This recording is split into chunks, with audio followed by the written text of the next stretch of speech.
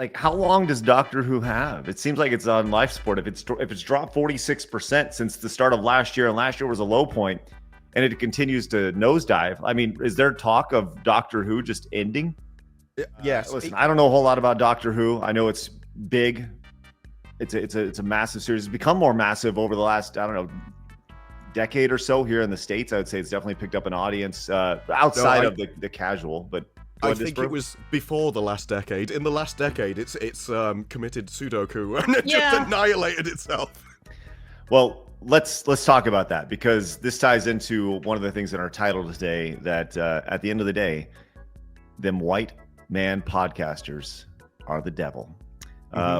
So have you been following the show since it's turned into bringing its sword slowly into its stomach and rising it up to kill because itself? I was a big fan in sort of the Tennant era. A lot of people preferred Matt Smith. I thought, he's all right, but he's not Tennant. And then it really went downhill. They just randomly gender swapped him. The Doctor was always a man before. Then it was suddenly Jodie Whittaker. Her episodes were awful. But they were losing viewers, and their plan to get it back was to bring back the guy that did the original reboot and David Tennant. So these are the two people that essentially made the series popular. Well, it seems like they came back to destroy it. Everyone was humiliating Tennant. They was like, well, you will never understand as a male-presenting Time Lord how to give up power. And he's standing in front of two women and one that said they were, and they're all like, we can give up power unlike you. And so he was humiliated for 3 episodes. Then they changed to Cutie Gatwa, who's a Rwandan.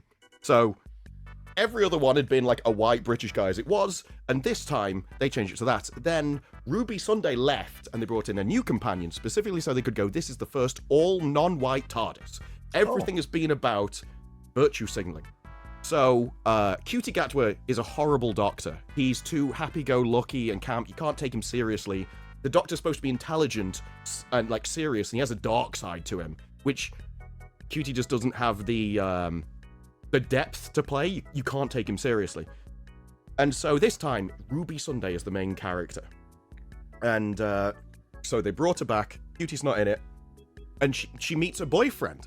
It's very surprising, the fact that in all the other episodes, there's been lots of messages, but it's all been essentially Russell T Davies just acting out his life on all the things. So we've had like drag queens and everything on the show. This is the first time it was like just a straight relationship.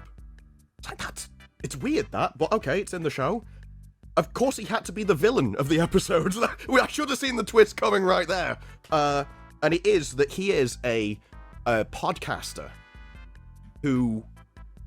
He saw the Doctor when he was younger, saw his essentially spaceship vanish.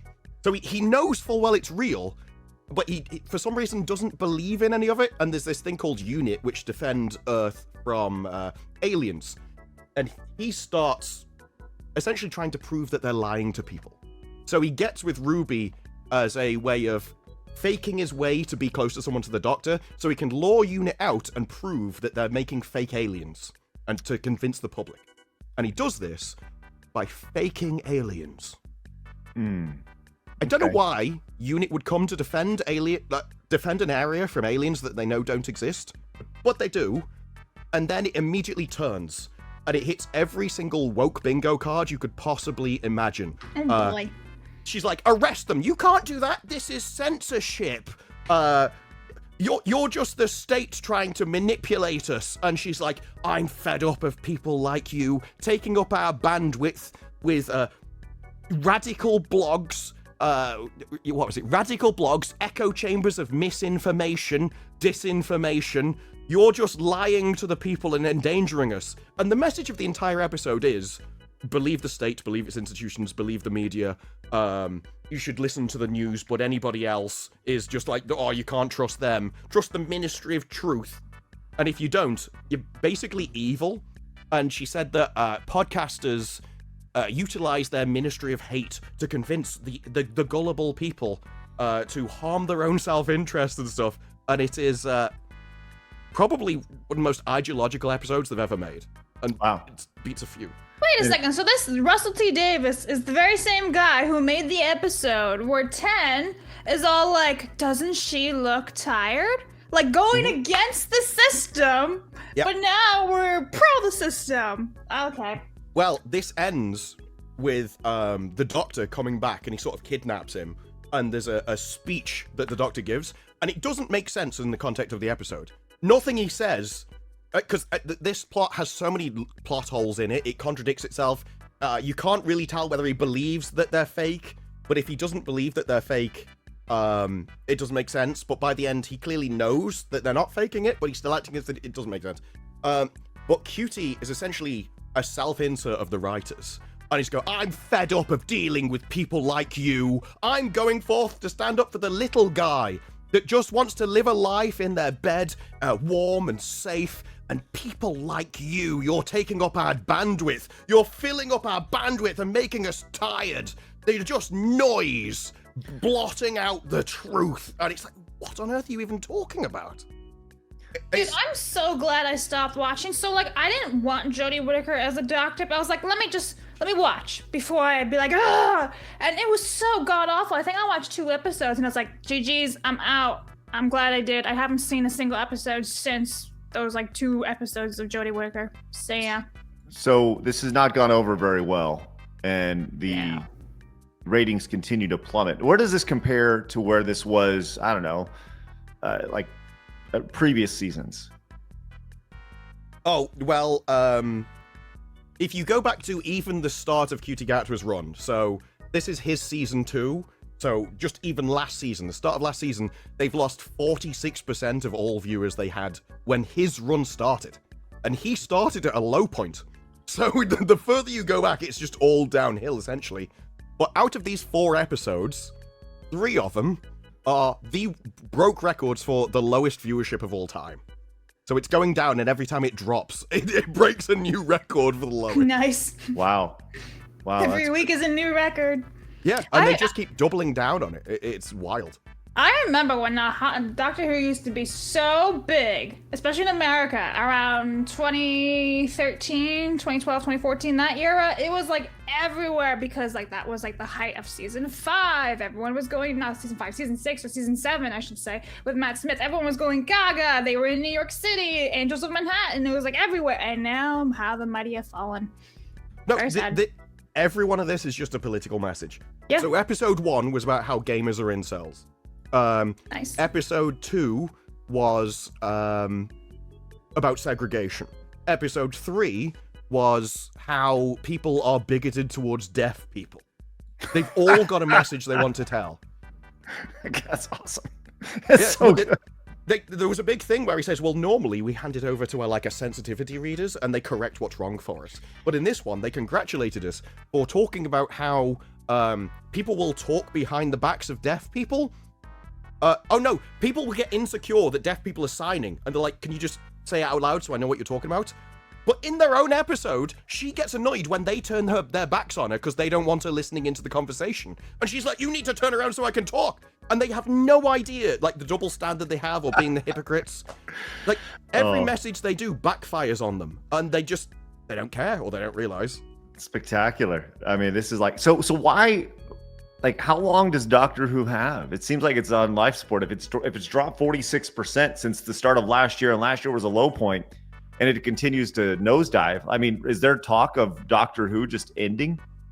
Yes, it came out a while ago in a news report that Cutie was gone, basically. It's not been officially announced because the show's still going, but a newspaper leaked that he had gone. All the sets and everything have been closed down. The current showrunner has announced he's working on another project afterwards, and he doesn't work on 2 projects at a time, so it looks like he's gone. So while it seems to be cancelled, it's also one of the bigger shows that BBC has, like IP wise. So they may want to keep it on. Maybe they're going to jump through some hoops to try and drag it out, but it's at least going away for a while. And I don't think there's many people left that would be upset about that. And they're like, well, send it away for a very long time, and then maybe then bring it back later once all these people have gone. Because, yeah.